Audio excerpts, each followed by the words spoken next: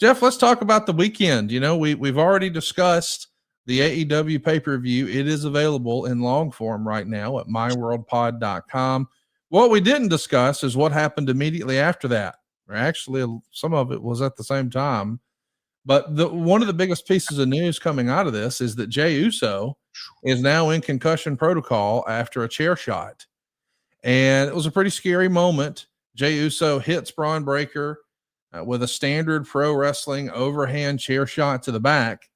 But I guess he leaned into it too far, and it ricocheted off Braun's back and nailed Jey in the face. It busted him open and seemingly knocked him loopy. And sure enough, Brian Alvarez has reported that Jey has now entered concussion protocols.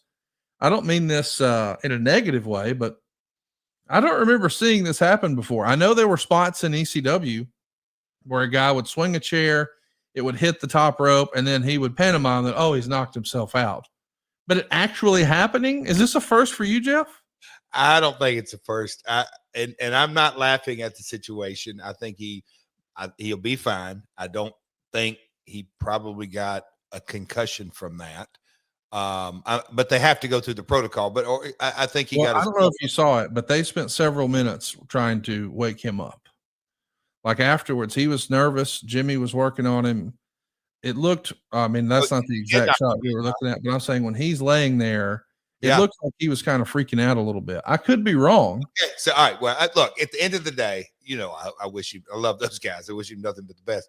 But the thing that, and there have been these conversations. Let me get this out. Why is this so funny to you? A guy's got hurt for real and you're tickled. No, it's because, hey, Ron, just like your Uncle Scotty or Robbie to be exact, hey, I'm going to hit you. God almighty, I hope this doesn't hurt me. I mean, because if Braun, and I get it, I'm not saying he did a no-sell, but I think what I heard or saw, and I saw the clip live, I didn't know that he got carried out of the ring like that is that when Braun with the chair, he, you know, and I know it popped back and all that, but anyway, Steiners are just different, man. I'm just telling you from massive experience. They only move when they want to move. They're thick. They're thicker than usual. They're heavy. I mean, damn. I mean, because that's when I saw that, I'm like, holy crap. He knocked the shit out of him with that chair. Braun didn't flinch. And I'm not saying that in a negative way. It was what it was, but it rebounded back. And Conrad, I have seen that, you know, a lot of times you do the thing where you hit it off the top rope and it hits you back in the face. I have seen that for real. I've seen it in corners, catch people in the eyes, but how did it hit his forehead? The leg of the chair? That would be my guess. The way he's holding it is that because Braun, immovable object, and the leg jumped up and just gashed him, like ripped him on that corner. That would be that was what, when I saw it, I said, Jesus, the leg got him bad. So listen, I know we're not necessarily trying to point blame. That's not what we're doing here, but we are trying to discuss, hey, what went wrong? Jeff, if Silva can throw that picture back up there, because again, we can't show WWE footage. We'd love to do that and break it down, but they will immediately claim a copyright strike. So we're only able to show you Twitter images here or still images. But should Jey have held his head higher? Was he just in too close? What went wrong here? He did. I don't think I don't think this is shit happens literally, because look, you can say, yeah, Jey, obviously, but hindsight's 2020. It's perfect vision. In a perfect world, maybe Braun goes immediately down on the chair shot and goes face forward, and it doesn't have really a chance to bop back up. But if Jey's hitting Braun and hauling off, you damn sure don't want to put your face down in there, because Braun didn't. And I'm not saying he didn't no-sell it. He could have arched it back and sold it like that. But I like to say, hey, man, one guy zigged and the other zagged, and it didn't quite work out. This ain't ballet, folks.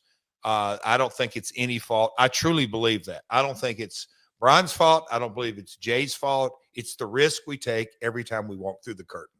Something bad happen. That's the reality of it.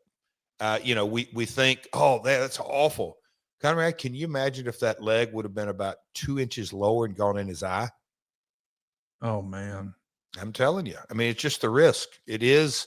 That's why, when folks come around Hollywood, specifically the stunt, the stunt guys that have been in Hollywood for so long, they really are. They are. It's almost as if we're bullshitting them because they don't. Back in the day, they did. They're like, what? I mean, little story when me and Lawler did Life with Mikey up in Toronto. Now what was that? Early 90s. They had stunt men and stunt doubles for Michael J. Fox and this and that. And me and Lawler just kind of saying, all right, slam and this and that. And you got to do it all this. And the guy was like, okay, now let me get the pads in there. And me and Lawler just kind of look at each other like, what are you talking about? And he goes, well, you want to get slammed? I'm like, no, I don't think you're going to really going to want to do that, because they were wanting, as a real movie take, me come up and I'm, me and Lawler doing a slam. And so we're going to take that shot, but actually get slammed on a pad.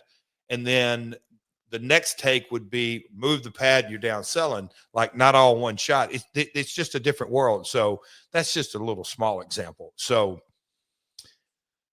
I hate that for Jey though. And I certainly don't hate, I certainly hate the concussion part of it. If it's as serious as you just said, that is no good. And I know they got great doctors. He won't step back in the ring till he's completely cleared. Can you tell, I know you worked there not too terribly long ago. Can you give in any context to what concussion protocol means for WWE in the modern era? I'm not a doctor, obviously, but he is healed up. I mean, stitched up and all that kind of stuff. And then they'll do the concussion test. And then he's home.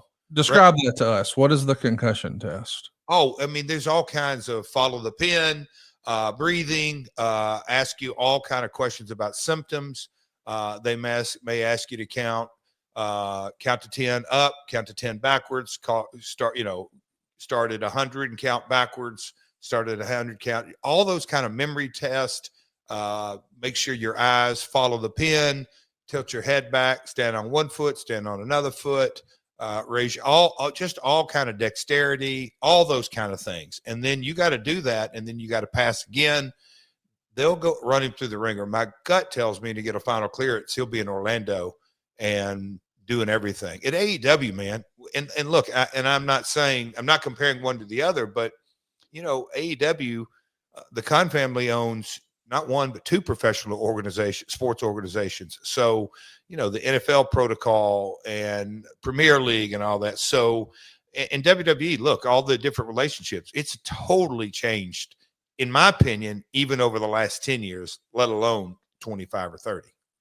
To be clear, though, it almost sounds like it's a version of a sobriety test, like a field sobriety test that a police force may use. It's not necessarily we're hooking you up to machines, right?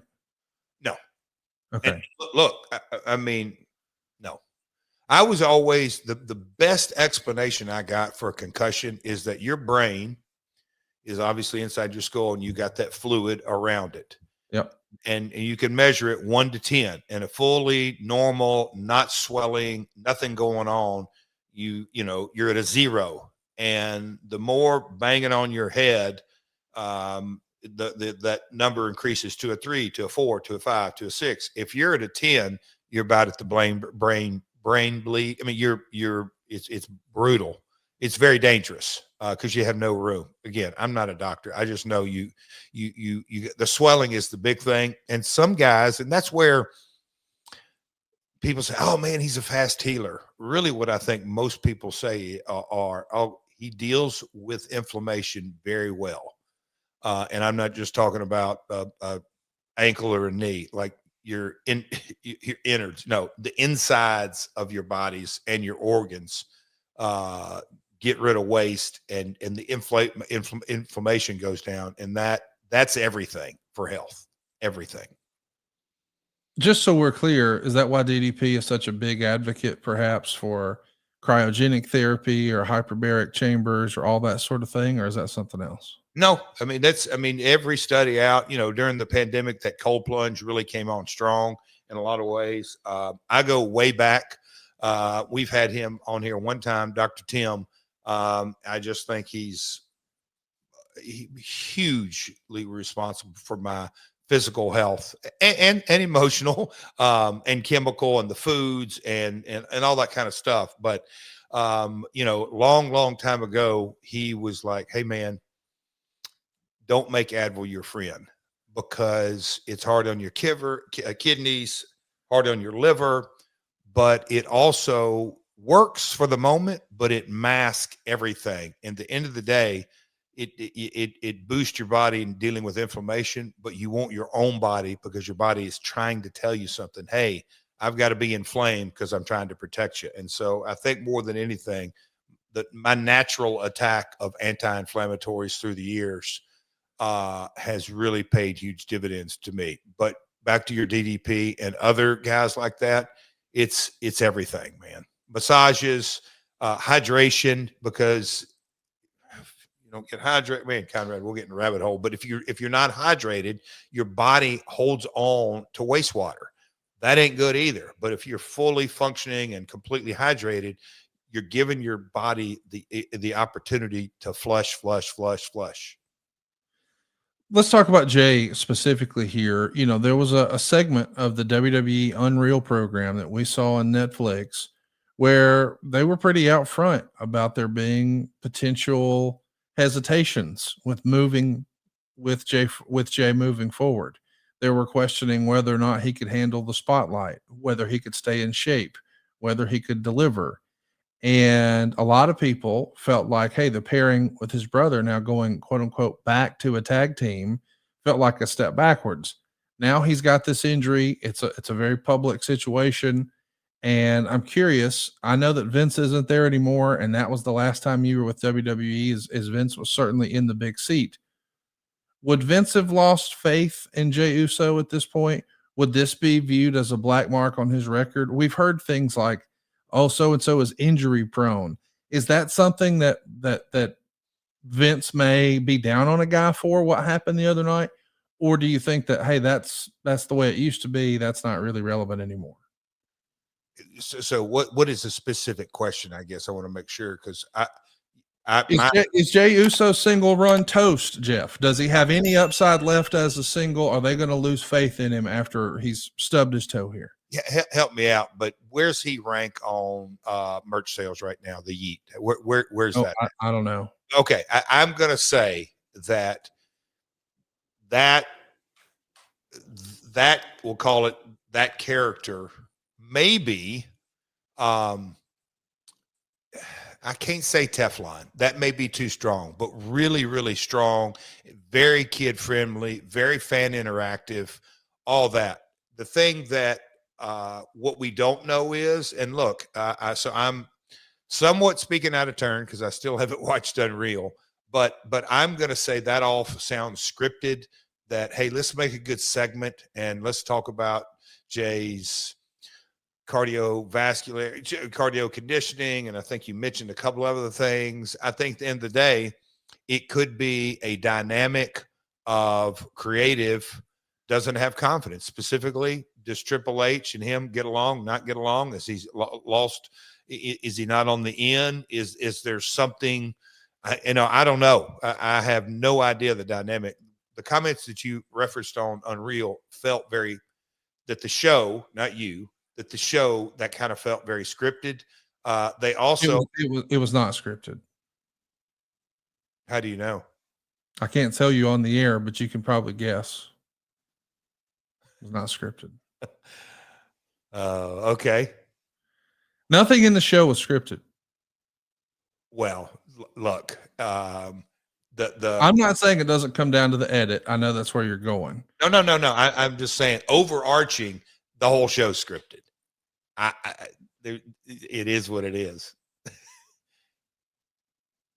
No doubt. Nothing goes out without all heads that are running the show, and it shouldn't go out. I just. But that's not the same as scripted. Controlling an edit is not the same as scripted. Well, let me ask you this: if right now, if Let me think. Shawn Michaels. Let me just any wrestler, whoever it may be. I'm just Ric Flair, your father-in-law. If all of a sudden you said, "Hey, meet me at the Von Braun Civic Center Elephant Door in an hour," and you told Rick the same thing, and we got there, and all of a sudden there's an arena full, and you said, "Go out there and give me a 20-minute match," and we did. And we said, "Hey, who do you want over?" And you said, "Of course, the Nature Boy." Okay, we went out there and did a 20-minute match, and he went over.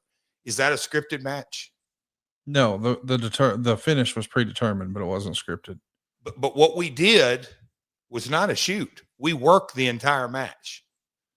Yeah, but it wasn't scripted. There wasn't like, "Oh, I did this." So I'm not saying Jey Uso's word for word on Unreal was scripted. It was, let's throw out some stuff that give cause to stop his push, that maybe we may or may not go with him. Just kind of throw some things out there, and organically, what would you knock him? Hey, he hates him. His diet's not good. No, you say, "Oh, he may not be resonating. He may be injury prone." You could fill in any wrestler, whoever it may be, and say, "Yep, I don't know if they have good enough conditioning. They may not be resonating. They may be injury prone. We may need to put them in a tag team." I'm just saying, I'm not buying for a bit that Unreal was not scripted. We're wordsmithing, not predetermined as a finish, I think is the better way to go. They certainly approve what goes out. I want to be clear. I'm not suggesting for a minute that WWE doesn't have control over the final edit. I don't pretend to know the details of that, but I think you and I are aligned on that. But the idea that it was brought up on a Zoom call, "Hey man, he just botched, that didn't look good. It was a big spot and he didn't deliver." I mean, that was the narrative on that show. And now I'm wondering, now that we've got he's no longer in the singles push, now he's in the tag spot. His brother, just in advance of this, said it's the greatest entrance in the history of wrestling, including The Undertaker. I don't know how that's going to be received. But then he goes out and knocks himself silly with a chair shot. And I think if you were looking to poke holes in Jey Uso, you could do it right now. Oh, if his brother said it's the greatest entrance? He did. Better than The Undertaker. He doubled down. And then he goes and knocks himself silly on TV. And it's like, now Paul Harvey just arrived at the pod. Thank you. It feels like if you were looking to say we made the right call, because I'm sure that there were some people, perhaps his dad, who would say, "Why are you putting him back in a tag team? He had all the fans behind him. He was a baby face. He was selling the most merch. All the fans are lighting up for his entrance. He was huge as the IC champ. He was huge as the world champ. Now you put him back in a tag team. He shouldn't have been there. He's been there, done that. We need to move the story forward." I would almost bet, I would almost guarantee that sort of conversation happens. And then the guy fucking knocks himself silly and is bleeding all over the place. And I think some people on the other side of that argument would say, "Well, see, told you," and spike the ball. And I'm like, man, I hate that for him, because he is a nice guy. He does have a lot of charisma. He can draw money. The fans are really with him. But I feel like there's on some level, I feel like there were people who were waiting for him to fail just so they could say, "Told you so." I totally get your vibe. And I, the father component and what's going on with Knox Pro and the fallout of all that, I kind of see the big drain you're talking about, Connie. Damn. I hate that for Jey, because I'll say this. He's super entertaining. And when folks, just in my day-to-day life, on the road, at home, I went to a lunch with my man, Jacob Allman, Fox Sports, down in Nashville at a sports bar. Shout out Zach Pillar, Neighbors Sports Bar. He's really cool. But in that, they had all kind of wrestling pictures and all that. So there was different people in Nashville visiting. There was a guy in there that literally had a Yeet shirt on, and he was yeeting me. It's one of those things that, to me, kind of trying in a way, Conrad, over the last year, I think it's one of the things that's kind of gotten outside of the wrestling circle. SaveWithConrad.com. My name's Daryl. came from Massachusetts and I moved to Wisconsin. And there's a lot of people that might be asking, why go with Conrad? Why go with Supreme Lending? And let me tell you something, brother. I think about the credentials, the tag team partner that I'd be working with. First of all, we got the podfather himself, Conrad. How can you go wrong with that? And then also go on to SaveWithEric.com, which, you know, who else could have kicked Vince's ass for 83 consecutive weeks? You can't beat that duo right there. But they did bring a secret weapon, and I didn't realize this because this was not advertised. I worked closely with Larry the Axe Thompson. And let me tell you, with all the stress with moving across the country with a large family that I have, it was reassuring to know that I had the enforcer at my back, handling questions from the other side of sellers, the other side with trying to find the right prices. He took care of all that. All I had to do was keep my eye on the prize and make it there to Wisconsin. They were absolutely fantastic. They checked in on me, especially Francis, very patient with me. I don't go through this process all the time, so I trusted the experts. I was able to call them. They called me if they had questions, and it felt like it was a personal arrangement. There was even a point in which, from the seller side, they wanted something else that wasn't part of the norm. Francis straight up told me, hey, we're loyal to you. We'll do whatever you want to do, and we'll make sure that you guys are taken care of. They came through. I made it to the dream. I'm the champion of my own destiny here. They were able to help pave the way for me and my family. I couldn't be more happy with the results. I went from having less than an acre to now 20 acres worth of land. They made that dream a reality. I'm Daryl, and I'm living in Friendship, Wisconsin, in my dream home, thanks to SaveWithConrad.com. NMLS number 2129, Equal Housing Lender. SaveWithConrad.com.